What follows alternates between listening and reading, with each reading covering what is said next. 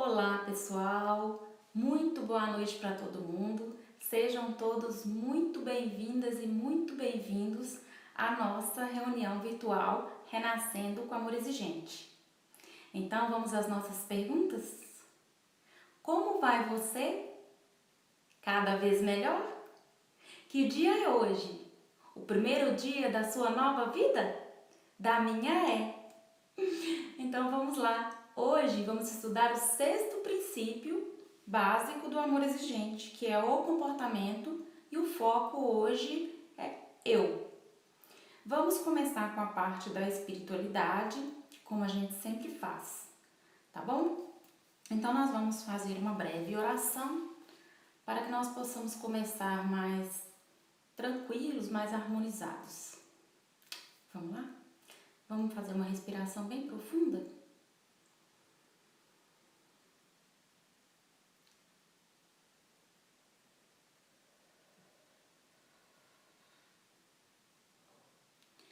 Vamos serenar os nossos corações para que nós possamos neste momento falar com Deus, falar das nossas necessidades, das nossas angústias, agradecer ao nosso Pai Todo-Poderoso, ao nosso poder superior, a oportunidade do aprendizado em tempos de crise. Que nós possamos estar juntos e unidos para enfrentarmos tudo que está acontecendo neste momento. Eu agradeço profundamente a bondade do Senhor sobre as nossas vidas. Amém. Namastê. Para começarmos a espiritualidade, eu gostaria de contar uma breve história para vocês. Era uma vez, há muito tempo atrás, em um local muito distante, um monge e seus discípulos. Eles viviam num templo bem afastado e o templo já estava todo deteriorado, precisando de reformas. A situação realmente estava muito crítica. Certo dia, todos os seus discípulos resolveram conversar com o mestre para saber que providência eles iriam tomar com relação àquela situação. Chegando lá, eles exporam ao mestre a situação, o que eles estavam sentindo, como que eles iriam resolver isso. E o mestre, então, disse para eles uma coisa assim: olha, vocês vão fazer o seguinte, vocês vão no vilarejo ao lado, mais próximo, e vocês vão roubar tudo que nós precisamos. Aí os discípulos: o que, mestre? O que? Roubar? O que? Como assim? A gente não está entendendo. E o mestre foi e falou assim: isso mesmo, vocês vão roubar tudo que precisamos para restabelecer o nosso templo, mas com uma condição: que ninguém veja vocês, porque é o nosso nome que está em jogo lá fora, então ninguém pode saber que foi a gente. Ninguém pode ver vocês. Ninguém, ouviram bem? E assim, os discípulos saíram e começaram o debate sobre o que deveriam fazer. Neste debate, um foi concordando com o outro, um foi sendo influenciado pela opinião do outro e, no final das contas, juntaram e foram fazer o que o mestre mandou. O mestre, então, pensativo, foi dar uma volta pelo templo e então ele encontra quem? Um de seus discípulos lá, sentado, fazendo as suas orações e as suas meditações. O mestre, então, curioso, pergunta para ele assim: mas eu não havia dito para vocês irem fazer o roubo lá no vilarejo próximo? Aí o discípulo dele foi e falou assim: sim, o senhor disse isso sim. E por que você não foi? Eu não fui porque o Senhor falou que ninguém poderia nos ver. e eu estava me vendo. Eu ia ver o meu comportamento e a minha atitude. Então eu tenho que ter respeito por mim mesma. Por isso eu não fui. Então, gente, é uma historinha pequenininha, mas que vai começar a fazer sentido aqui durante o nosso texto, tá bom? Vou tomar um pouquinho de água aqui, vou fazer propaganda de uma vez, dá pra ver? Renascendo com amor exigente. Sexto princípio básico do amor exigente, o comportamento. O comportamento dos filhos afeta os pais, o comportamento dos pais afeta os filhos. Primeira semana, eu. Este princípio é influenciador. Vamos falar das metas. Metas desafiadoras criam medo do fracasso, ausência de metas garante o fracasso. Minha decisão e minhas atitudes devem ter efeitos sobre o meu comportamento e não sobre as minhas opiniões. Na realidade, tenho excelentes opiniões e sugestões, soluções e uma boa conversa, capazes de justificar toda e qualquer situação constrangedora ou dolorosa, como modo simples de negá-la em seus efeitos nocivos, principalmente se referissem a meus entes amados e familiares.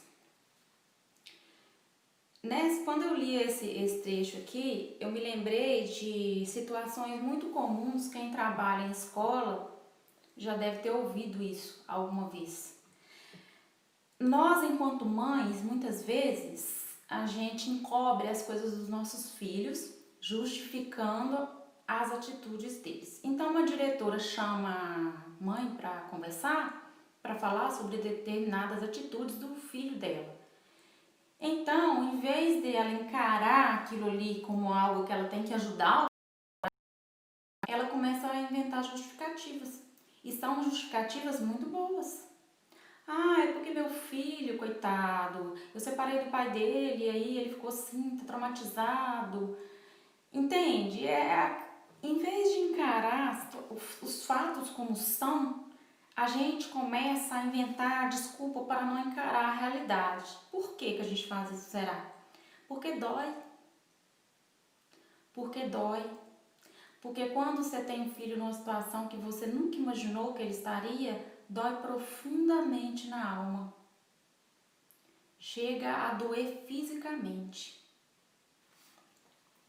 Quando o comportamento de uma pessoa que amamos muda por conta do uso de drogas, no comportamento das pessoas da família inicia-se um processo de perda e distorção das antigas identidades e papéis que cada um desempenhava no núcleo familiar.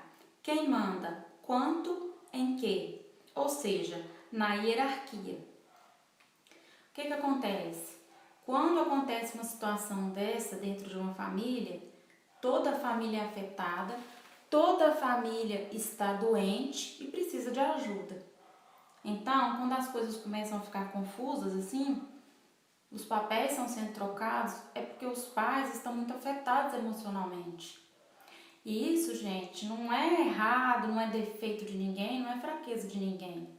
Todos nós estamos suscetíveis, ainda mais quando são fatos tão graves acontecendo com pessoas que amamos tanto.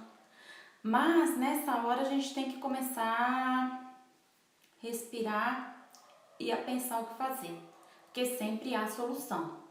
Acreditem, sempre há solução.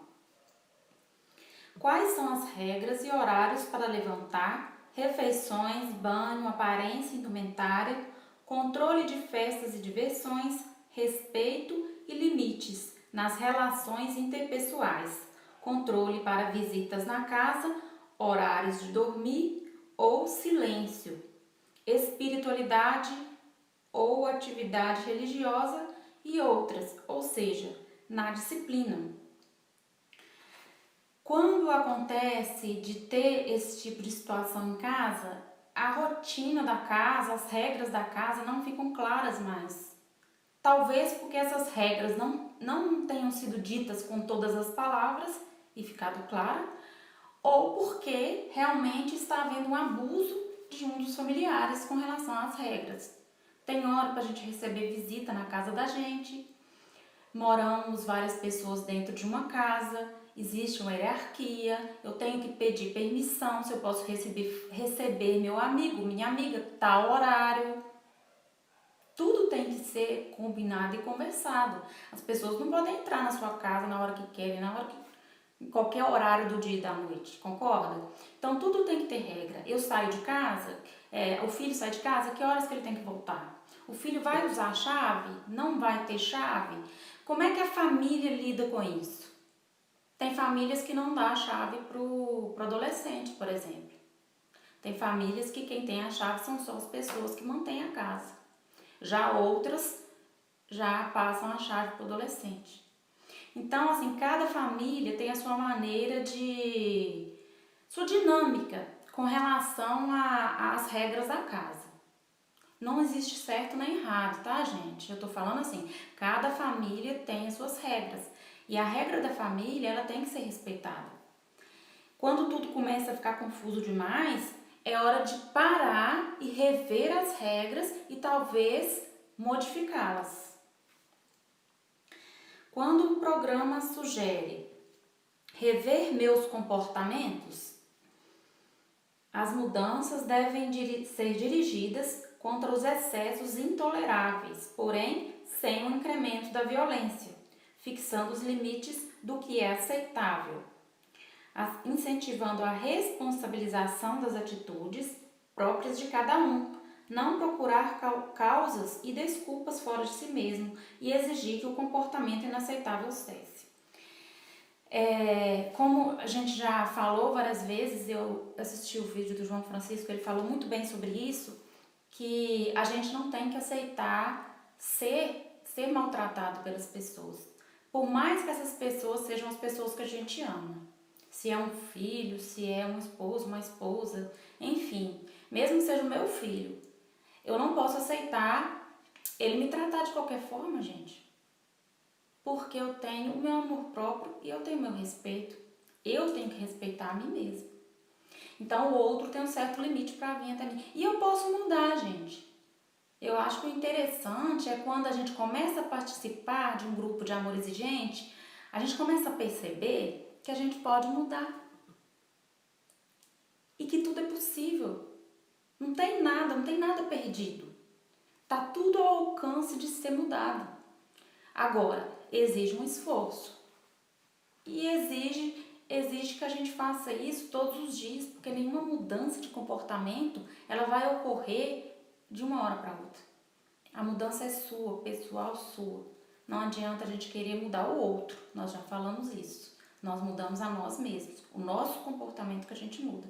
Será que o meu comportamento está ajudando para que fulano tenha determinado comportamento?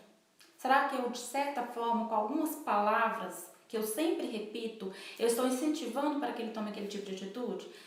Então, é hora de rever.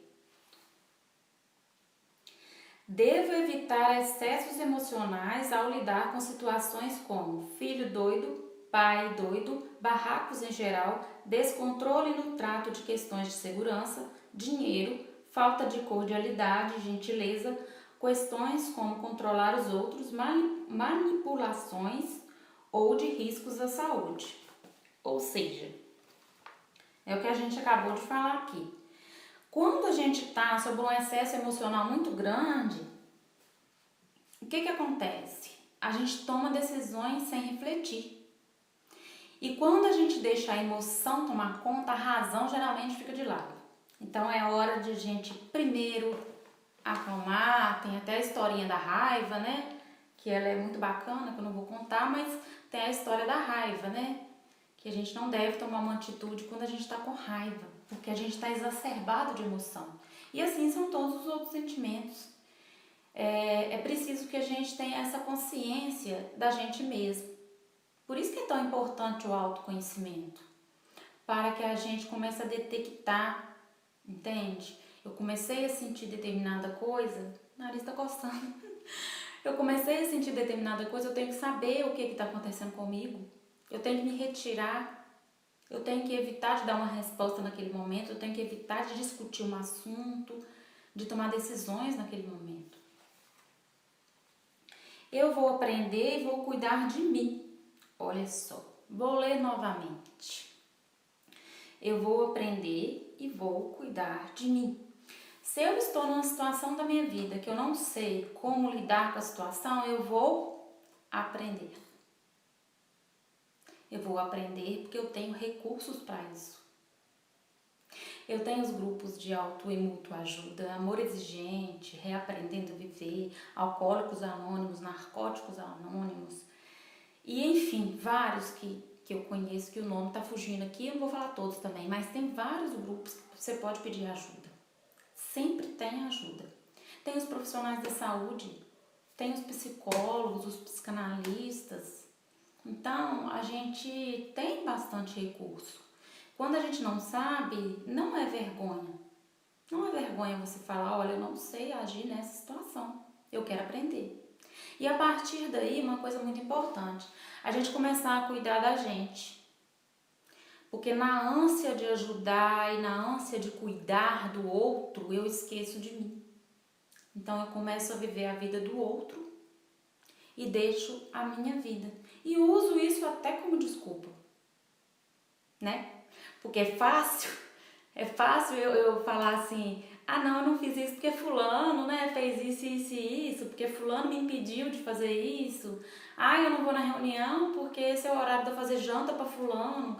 Então, é até assim, é uma forma de colocar a responsabilidade em cima do outro. Mas na verdade, quem tem responsabilidade pela nossa vida é a gente mesmo. Somos 100% responsáveis pela nossa vida. Essa semana eu tive uma sessão com a minha psicanalista, eu fiz análise com a minha psicanalista, né, Glaciele, beijo. E a gente comentou sobre isso e a gente falou isso, que nós somos 100% responsáveis sobre a nossa vida. E tá na hora da gente começar a tomar a rédea dessa situação pra gente poder mudar, pra gente poder fazer as mudanças necessárias, porque o outro não pode ter tanto poder na minha vida. A atitude do outro, o comportamento do outro não pode ter tanto poder sobre mim. Eu tenho que ter domínio sobre mim mesma.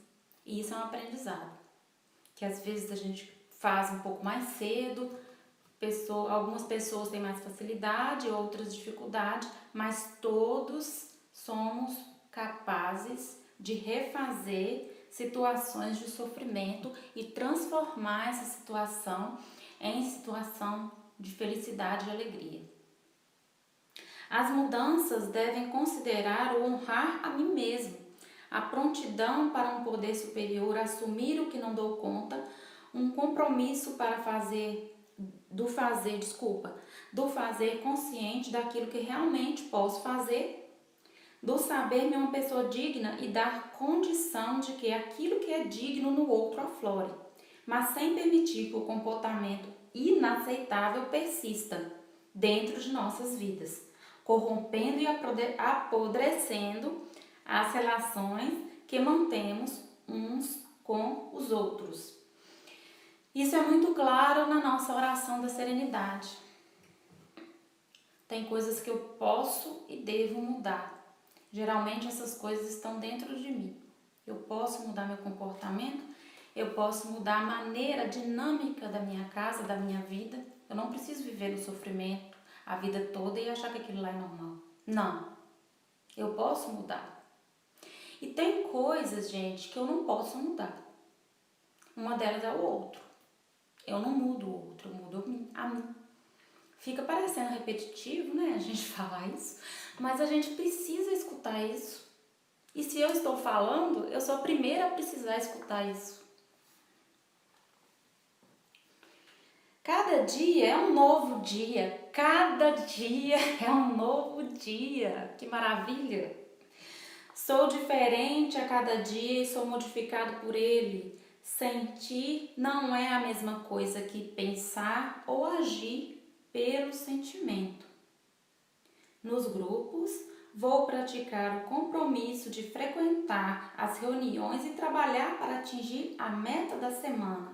Então, uma forma de nós mudarmos o nosso comportamento, pessoal, são as metas que a gente usa no grupo. Então, a cada semana eu vou colocar uma meta pequena, porque as mudanças, elas têm que acontecer, mas elas não têm que acontecer de uma vez. As mudanças, principalmente do nosso comportamento e desse aprendizado sobre a gente mesmo, desse autoconhecimento, é aos poucos. Mas é importante começar também, porque senão a gente fica só na teoria. E o amor exigente funciona se... Coloca aí embaixo aí, nos comentários. O amor exigente funciona se... Coloca aí. Assim, ao perceber que não posso fazer escolhas para outras pessoas, posso evitar ter meu comportamento afetado pela insanidade delas. Se eu, em minha vida familiar, sou refém da conduta inadequada de um de seus membros, preciso de mudanças, mas devo fazê-las de forma prudente, no tamanho de minha capacidade, no meu tempo, porém de modo confiante e persistente. Nós acabamos de falar sobre essa questão da mudança, que ela deve ocorrer. Eu não posso viver refém de um comportamento de outra pessoa. Eu não posso ser feliz porque o outro tá feliz, eu não posso...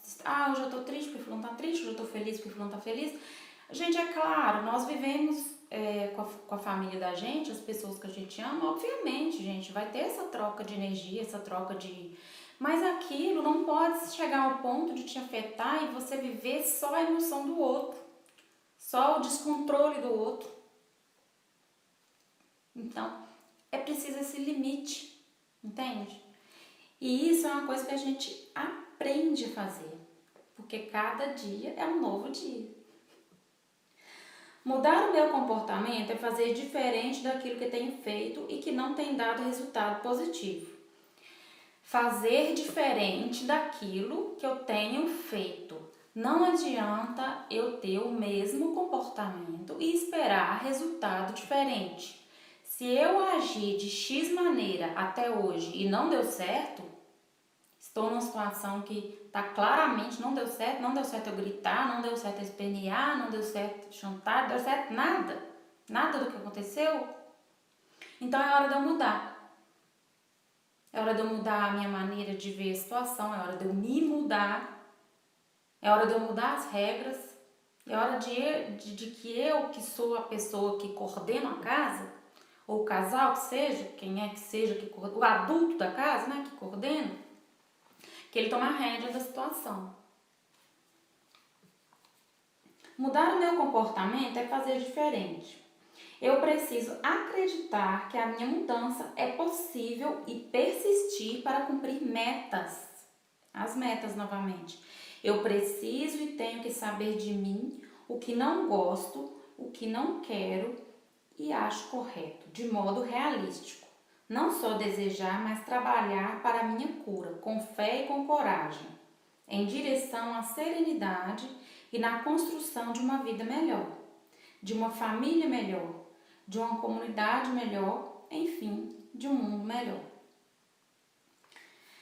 Quando a gente trabalha para melhorar a gente mesma, a gente está trabalhando em prol de todo mundo. Porque nós começamos a trabalhar a gente e percebemos que a gente precisa ser mais ativo na vida das pessoas, de forma a ter atitudes, exemplos mais dignos, atitudes mais dignas e ter atitude de compaixão para com o próximo. Talvez o momento que a gente passe por uma crise é esse momento que a gente perceba que a gente pode ajudar as pessoas, né?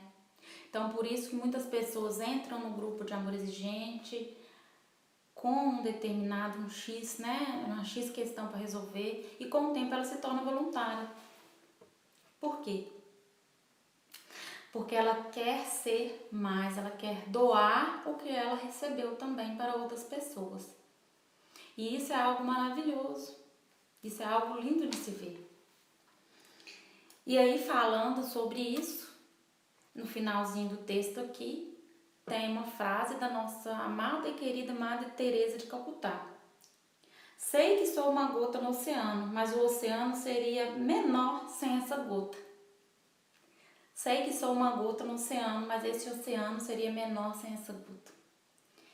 Muitas vezes a gente sabe ou sente que está fazendo muito pouco, mas se eu não fizer nada, vai fazer diferença. Então eu vou fazer algo pelo outro também. E esse outro, muitas vezes, é quem está perto de mim. Porque se eu preciso mudar comportamento na minha família, eu preciso ajudar essa pessoa. E muitas vezes eu vou ajudar ela falando não. Muitas vezes eu vou ajudá-la colocando regras mais rígidas, tendo atitudes mais firmes. E cada um dentro da sua família, gente, cada um dentro da sua realidade, vai tomar a sua realidade. Está pronta. Esse material foi organizado por João Francisco de Souza Duarte, o nosso coordenador regional de Belo Horizonte. Um abraço, viu, João Francisco? Muito grata pelo material, viu? Muito rico. Então, gente, o nosso estudo foi esse. Eu espero que vocês tenham tirado algum proveito. Podem colocar aqui nos comentários, tá? Se não gostou também pode colocar, tá? Não tem problema não. Pode colocar aqui nos comentários, pode fazer pergunta. O pessoal tá todo mundo aí, tá, gente? Online aí. Maria Efigênia, Cris, Marina, Vanderlei, são os voluntários. Eles estão todos aí para tirar dúvida. E agora, gente, a gente vai lá para a partilha. A nossa partilha é lá no Zoom. Então, quem quiser participar, fala com o pessoal aí, que eles vão estar colocando o link para vocês poderem estar participando da reunião, Vanderlei. Você já pode colocar aí de uma vez, né? Você tá mais, ele que está coordenando essa parte, já pode colocar para o pessoal. Quem quiser entrar, pode, por favor, ficar à vontade para entrar da partilha, né? E compartilhar com a gente as nossas experiências, porque é assim que a gente aprende. A gente aprende uns com os outros. Pessoal, vamos fazer a nossa oração da serenidade. Antes eu gostaria de agradecer profundamente por estar aqui, agradecer por vocês me ouvirem, por vocês compreenderem as minhas dificuldades e deficiências, porque a gente erra no português, né? Bastante. Mas me perdoem, falar assim é um treino realmente um pouco complicado. Mas eu agradeço muito o carinho e a compreensão de vocês, tá? Gratidão para quem assistiu esse vídeo agora, para quem assistiu depois, e um abraço para todo mundo. E nos encontramos, pessoal, agora lá no Zoom. Vamos fazer a nossa oração da serenidade? Vamos fechar os olhos todo mundo? Vamos fazer 3 respirações. Nós vamos puxar o ar contando até 4, vamos segurar 4 e vamos soltar 4. Quem não conseguir 4 faz 3, quem não conseguir 3 faz 2, tá? O que for possível. Então vamos lá.